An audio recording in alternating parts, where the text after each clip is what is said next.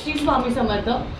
बघा सुंदर अशी स्वामींची मूर्ती आता येणार आहे। प्रकट दिन, स्वामींचा प्रकट दिन आहे 31 मार्च रोजी आणि त्यासाठी आपल्या एका ताईंनी स्वामींची सुंदर अशी मूर्ती जी आहे ती ऑर्डर केलेली आहे आणि त्याचबरोबर ह्या मूर्तीसोबत असे सुंदर वस्त्र सुद्धा ऑर्डर केलेले आहेत। बघा ही 5 इंचाची मूर्ती आहे आणि त्यासाठी 5 वस्त्र त्या ताईंनी घेतलेले आहेत। आता सध्या त्यांनी 5 वस्त्र घेतले आहेत। आता बऱ्याच ताईंचं असतं की 7 दिवसाचे वेगळे वेगळे 7 रंग घ्यावे, तर जशी जशी डिझाईन अवेलेबल असते तसे तसे वेगळ्या वेगळ्या दिवसांसाठी ऑर्डर्स असतात।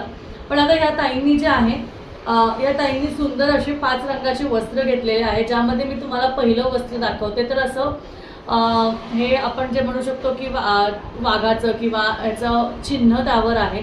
सुंदर अशी टोपी सुद्धा तुम्ही बघू शकता, छान असं मोती वर्क केलेलं आहे, फेटा छान सुंदर आहे।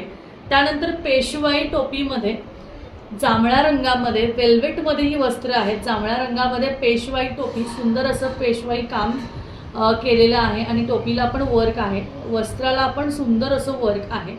त्याचबरोबर पिवळ्या रंगाचं वस्त्र, दर गुरुवारी आपल्याला पिवळा रंग लागतो स्वामींसाठी, त्यामुळे पिवळ्या रंगाचं सुंदर असं वस्त्र आणि फेटा सुद्धा तुम्ही बघू शकता। यामध्ये सुद्धा फेटा खूप सुंदर आहे, ठीक आहे। त्यानंतर निळ्या रंगाचा स्काय ब्लू कलरमध्ये इतका सुंदर कलर आहे, इतका फ्रेश पीस वाटतोय हा। त्यामध्ये सुद्धा असा टोप जो आलेला आहे, फेटा जो आहे तो पण खूप सुरेख आहे। कॉम्बिनेशन नेव्ही ब्लू आणि स्काय ब्लू मध्ये आहे। छान असा हा पण स्वामींचं एक वस्त्र आहे। शेवटचं जे आहे ते आहे असं जांभळ्या रंगामध्ये, हे डार्क जांभळा आहे, तो लाईट जांभळा होता। हे डार्क जांभळ्यामध्ये सुद्धा फेट्याची टोपी फक्त बघा ह्या जांभळ्यामध्ये आणि ह्यामध्ये चेंज आहे, ज्यामध्ये इथे मोतीचं बारीक मोतीचं काम केलेलं आहे आणि सुंदर असा फेटा आहे।